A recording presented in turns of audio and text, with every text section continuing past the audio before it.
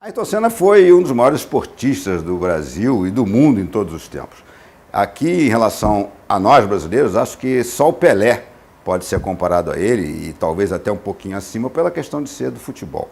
Mas o Ayrton era, sem dúvida nenhuma, um monstro, realmente uma pessoa com um carisma monstruoso, um talento excepcional para guiar e principalmente uma obstinação quase que inigualável. Acho que a união desse talento com essa obstinação que fez com que ele se transformasse no maior piloto de Fórmula 1 de todos os tempos. Claro que quando eu digo maior piloto de Fórmula 1 de todos os tempos, vai ter gente que vai dizer, pô, mas e o Schumacher?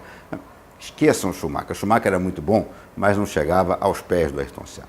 Se o Ayrton Senna não tivesse morrido naquele trágico acidente na curva Tamburello, no dia 1º de maio, ele teria no mínimo 6 títulos. E o Schumacher menos 1. Por quê? Vamos lá.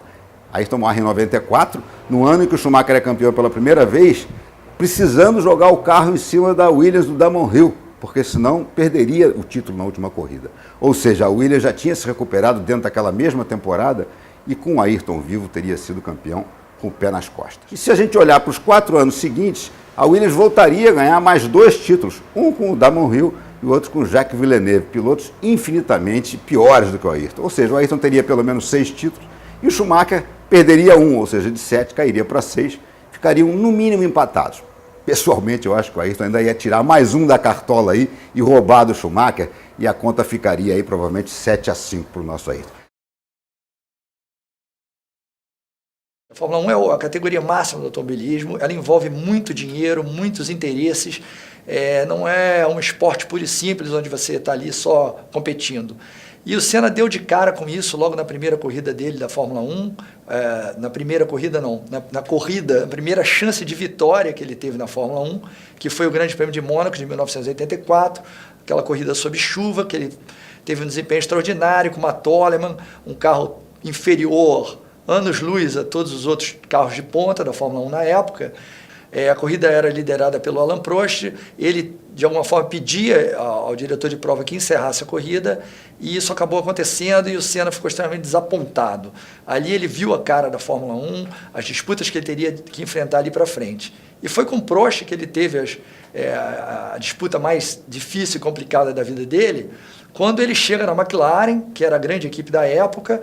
Em 1988, o Prost era o campeão. Um campeão tem sempre os privilégios dentro de uma equipe, né, dentro da própria categoria, e o Senna chega e leva o título mundial. Aquilo é um golpe tremendo para o Prost, e no ano seguinte, a relação entre os dois fica muito crítica, muito complicada, e a temporada termina da forma mais polêmica possível, na corrida em Suzuka, no Japão, quando o Senna vai lá, os dois se chocam, o Senna continua na pista, consegue voltar para a pista, ganha a corrida e o pódio demora um tempão a acontecer e o Senna acaba sendo desclassificado. Naquela época, o presidente da Federação Internacional era um francês, Jean-Marie Balestre, um dirigente à moda antiga, um ditador, e acabou impondo ali uma derrota extra-pista que foi difícil para o Senna digerir, ele pensou até em parar de correr e felizmente não parou e depois ainda venceu o campeonato mundial, mas 2 anos, em 90, também de uma forma muito polêmica, e novo acidente com Prost, os dois batendo logo na largada, e o Senna, em 1991, quando conquistou o tricampeonato, reconheceu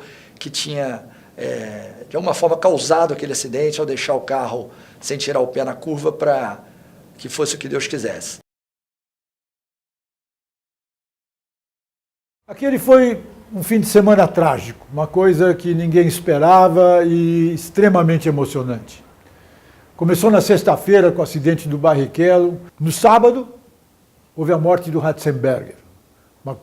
Outra coisa assim mais impressionante, um carro a 317 km por hora, perde o spoiler dianteiro, o piloto vira um passageiro e estoura contra o muro. Foi um impacto assim absurdo, de uma força incrível, e o Senna foi lá quando aconteceu o acidente com o Ratzenberger. O Senna já tinha, na sexta-feira, ido ao hospital para ver o Barrichello.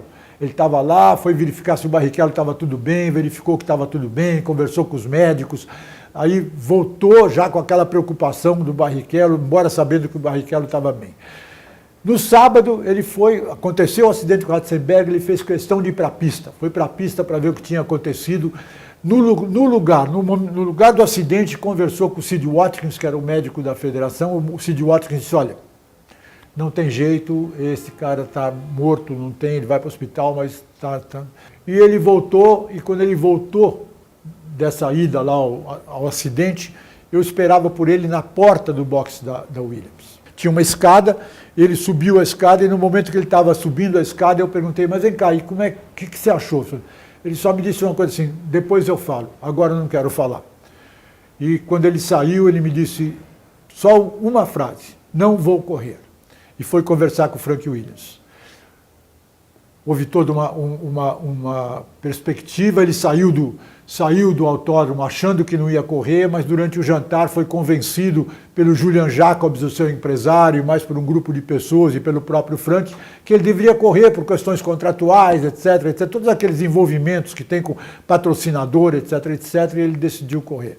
E aí tivemos aquele acidente na largada, depois o acidente com o Senna, que foi uma coisa terrível, terrível. Eu sei que a saída de pista não foi a causadora da morte. A causadora da morte foi uma fatalidade. Foi uma coisa que aconteceu e não devia ter acontecido. O impacto do pneu contra o muro e depois, prensado, ele vem contra o capacete do Senna, joga a cabeça do Senna para trás, há um impacto duplo e uma fratura de crânio. Mas por que aquele carro saiu da pista? Isso é que me intriga até hoje e ninguém soube me dizer.